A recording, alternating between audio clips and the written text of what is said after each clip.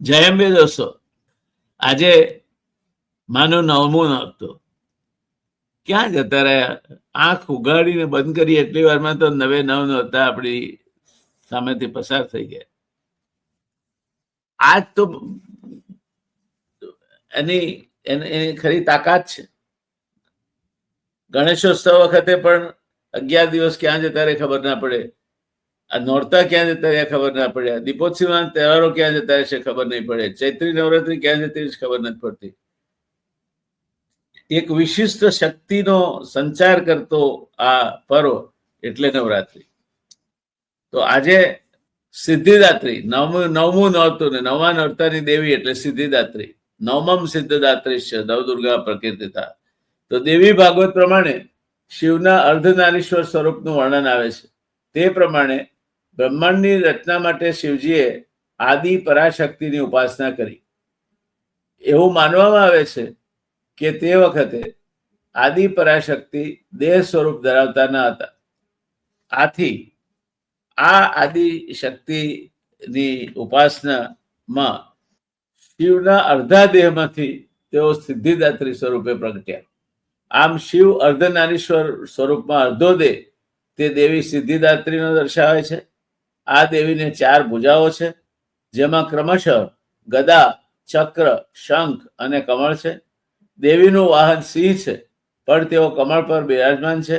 નવરાત્રિના આ દેવી કેતુ ગ્રહનું સંચાલન કરે છે. 9મા દિવસની અધિષ્ઠાત્રી છે. અને ફરી એકવાર આપણે પેલો મંત્ર યાદ કરી જોઈએ.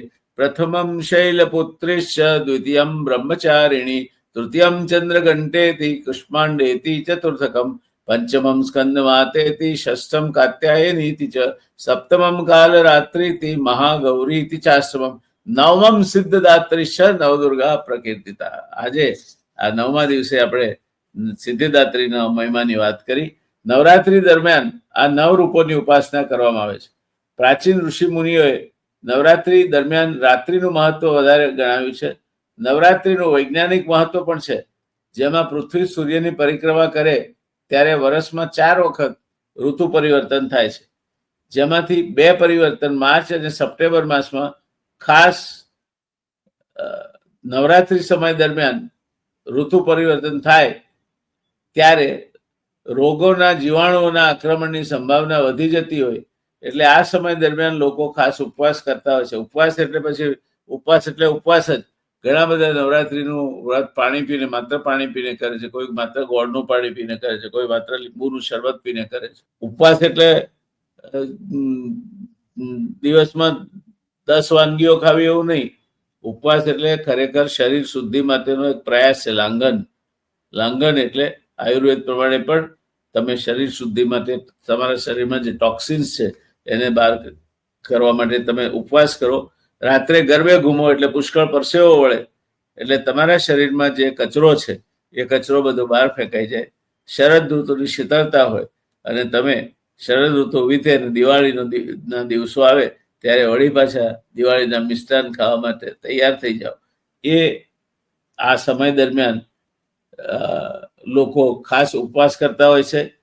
ભાદરવો મહિનો પૂરો થતા ભાદરવાના તાપથી શરીરમાં પિત્ત વધે છે અને તેથી આસો નવરાત્રી દરમિયાન રાત્રે જાગરણ કરવાથી પિત્તનું શમન થાય છે.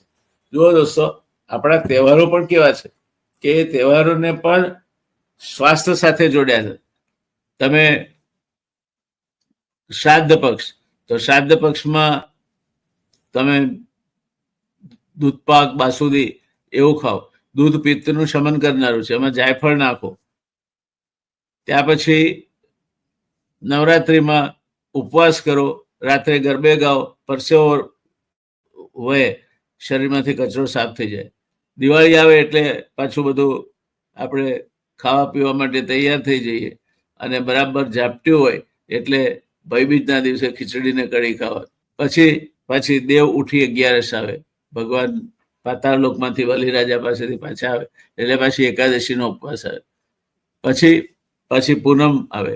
આમ આપણા તહેવારો પણ એ રીતે ગોઠવાયેલા છે કે એ તહેવારો દરમિયાન પણ આપણને શારીરિક કંઈક ને કંઈક પ્રાપ્તિ થતી રહે, આરોગ્યની દ્રષ્ટિએ કંઈક ને કંઈક પ્રાપ્તિ થતી રહે. હવે આપણે આ સમજ્યા વગર ઉપવાસ કરીએ એટલે એટલું બધું ખાઈએ કે સામાન્ય દિવસે પણ ના ખાતા હોઈએ, અને એવું બધું ખાઈએ કે સામાન્ય માણસ એના ખોરાકમાં ના ખાતો હોય. આ વસ્તુ ખાસ સમજવા જેવી છે. આપણે આ વસ્તુનું ધ્યાન રાખીએ. ઉપવાસ એટલે ઉપવાસ. ખાવાના ઉપર નિયમ રાખવો. જરૂર પૂરતું શરીરના દેહને ટકી રહે એટલું જ આપણે અનાજનો ઇનપુટ આપવાનું છે. આ 9 દિવસ દરમિયાન આપણે આ રીતે ઉપવાસ કર્યા હોય અને રાત્રે ગરબે ઘૂમીને પરસેવો વહાવ્યો હોય તો શરીરમાંથી તમારા બધા ટોક્સિન નીકળી જશે. કોઈ ચિંતાનું કારણ નહીં રહે. પછી તમે ચોળાફળીને ફાફડા ખાઓ દશેરાના દિવસે, ચાલશે, કોઈ વાંધો નહીં આવે. તો દોસ્તો, આજે 9મા નોરતે 9 નોરતા આપણે રંગે ચંગે પૂરા કર્યા. એ આનંદ સાથે માં શક્તિ, માં જગદંબાની સામે નતમસ્તકે આશીર્વાદ માંગીએ છીએ કે હે માં, અમે તારા બાળકો છીએ. તારી ભક્તિમાં ક્યાંક ને ક્યાંક અમારાથી ચૂક રહી જાય તો બાળક સમજીને માફ કરી દેજે. અમારા ઉપર રાજી રહેજે અને અમારું હંમેશા કલ્યાણ કરજે, સન્માર્ગે પ્રેરજે અને અમારા ચારિત્રનું રક્ષણ કરજે. આટલી પ્રાર્થના સાથે આજે આપણે નવરાત્રિની સમાપ્તિ કરીએ છીએ. કાલે વિજયાદશમીનો દિવસ, આસુરી શક્તિ ઉપર દેવી શક્તિના વિજયનો દિવસ. એની આગોતરી શુભકામનાઓ અને અભિનંદન. મળીશું આવતીકાલે રૂબરૂ. ધન્યવાદ દોસ્તો. આખી નવરાત્રિ મારો સાથ અને સંગત નિભાવવા માટે ખૂબ ખૂબ આભાર.